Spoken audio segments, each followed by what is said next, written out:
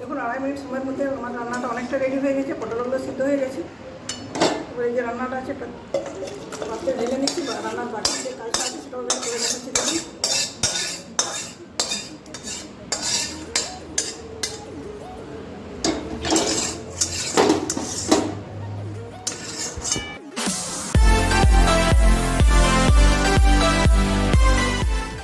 বন্ধুরা, রান্না শুরু করার আগে পটলটাতে আমি লবণ হলুদ খুব ভালো মতো করে মাখিয়ে নিচ্ছি। অনেকে কী করে রান্না শুরু করে কড়াইয়ের মধ্যে গরম তেলে লবণ হলুদ দিয়ে দেন, সেক্ষেত্রে রান্নাটা খুব ভালো মতো হয় না, লবণটা খুব ভালো মতো ভিতরে যায়ও না।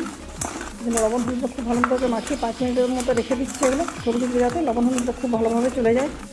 আর তখন এটা রেস্টে থাকছে লবণ হলুদ মাখানো অবস্থায়। সেই সময়ের মধ্যে যে মৌরিটা নিয়েছি, মৌরিটা দুভাগে ভাগ করে নিচ্ছি। অর্ধেকটা মৌরি কড়াইতে দিয়ে দিচ্ছি, তার সাথে দিয়ে দিচ্ছি 1 টুকরো দারুচিনি, দিয়ে মৌরি আর দারুচিনিটা ড্রাই রোস্ট করে নিচ্ছি।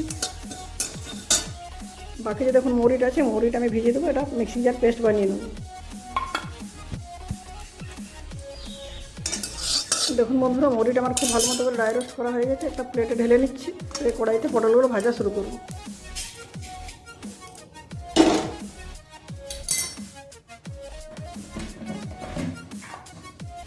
পটল ভাজার জন্য কড়াইতে দিয়ে দিচ্ছি সরষের তেল। খুব বেশি তেল ব্যবহার করবো না, কম তেলে রান্নাটা করবো। তেলটা গরম হয়েছে, গরম তেলে পটলগুলো উল্টে পাল্টে ভেজে নেব।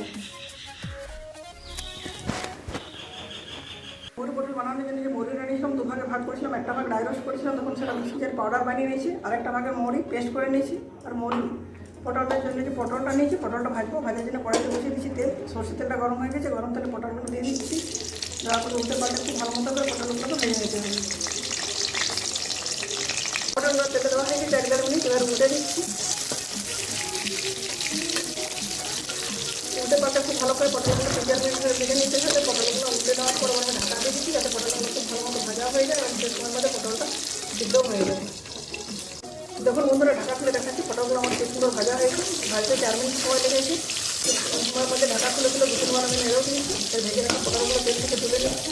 অনেকগুলো পটল একসাথে নিয়েছিলাম, ওগুলো একবারে ভাজা যায়। বাকি পটলগুলো ভিজে বেছে ভেজে নিয়ে ফিরে আসছি। দেখুন বন্ধুরা, বাকি পটলগুলো ভাজা হয়ে গেছে। পটলের তেল খুব বেশি লাগে না। পটলগুলো ভাজা হওয়ার পর পটল থেকে তেল রিলিজ করে দেয়। খুব সুন্দর রান্নাটা করা যায়। গ্রীষ্মকালে আমরা কম তেল মশলা দিতে সবার খেতে পছন্দ করি। পটলগুলো তেল থেকে তুলে নিচ্ছি। বাকি যে তেলটা আছে, তেলটাতে রান্না হয়ে যাবে। গরম তেলে দিয়ে দিচ্ছি একটা তেজপাতা, 2টো কাঁচা লঙ্কা দিচ্ছি। লঙ্কাগুলো ফাটিয়ে নিচ্ছি যাতে ফেটে না যায়। দিয়ে দিচ্ছি একটু আদা গ্রেড করে।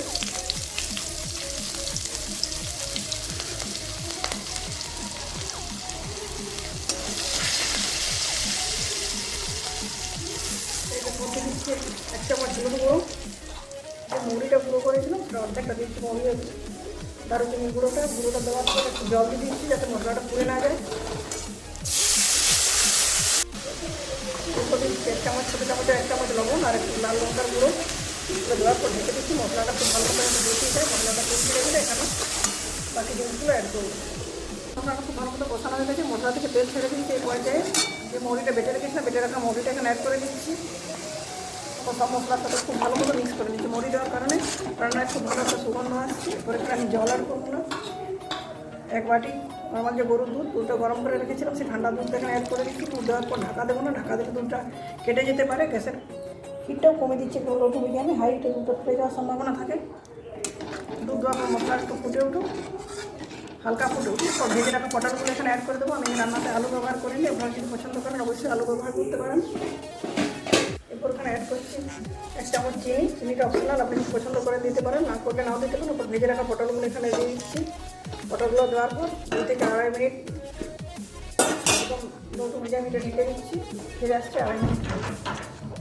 দেখুন 2.5 মিনিট সময়ের মধ্যে আমার রান্নাটা অনেকটা রেডি হয়ে গেছে। পটলগুলো সিদ্ধ হয়ে গেছে।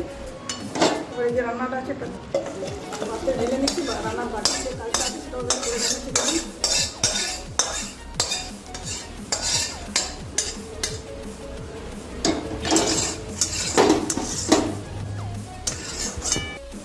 ওই কড়াইতে বাকি কাজটা ছেড়ে নিচ্ছি। কড়াইতে দিয়ে দিচ্ছি 1 চামচের মতো গাওয়া ঘি।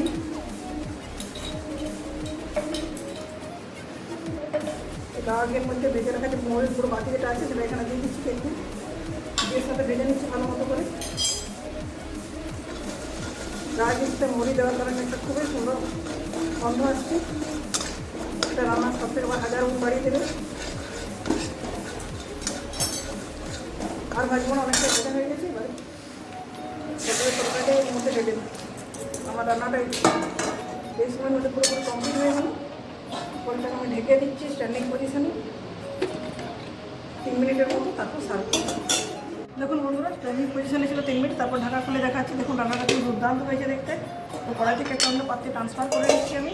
গরম গরম ভাতের সাথে সার্ভ করবো। যে কোনো নিরামিষ দিনে এ ধরনের সবজি বসে বানিয়ে খাবেন, নিজে খেয়ে পরিবেশন করে খাইয়ে আনন্দ পাবেন। নর্মাল অন্য যে কোনো দিন বানাতে পারেন, যারা কোনো দিন পটল খাননি বা পটল খেতে পছন্দ করেননি, আমি জলদি বলতে পারি তারা অবশ্যই এই পটলের রেসিপিটা বাড়িতে বানালে আঙুল যেটা খাবেন। তো বন্ধুরা, আমার রেসিপিটি অবশ্যই আপনাদের ভালো লাগবে। কেমন লাগলো কমেন্ট করে জানাবেন। আজকের মতো এ পর্যন্ত, পরের দিন ফিরে আসছি নতুন কোনো রেসিপির সাথে। ধন্যবাদ।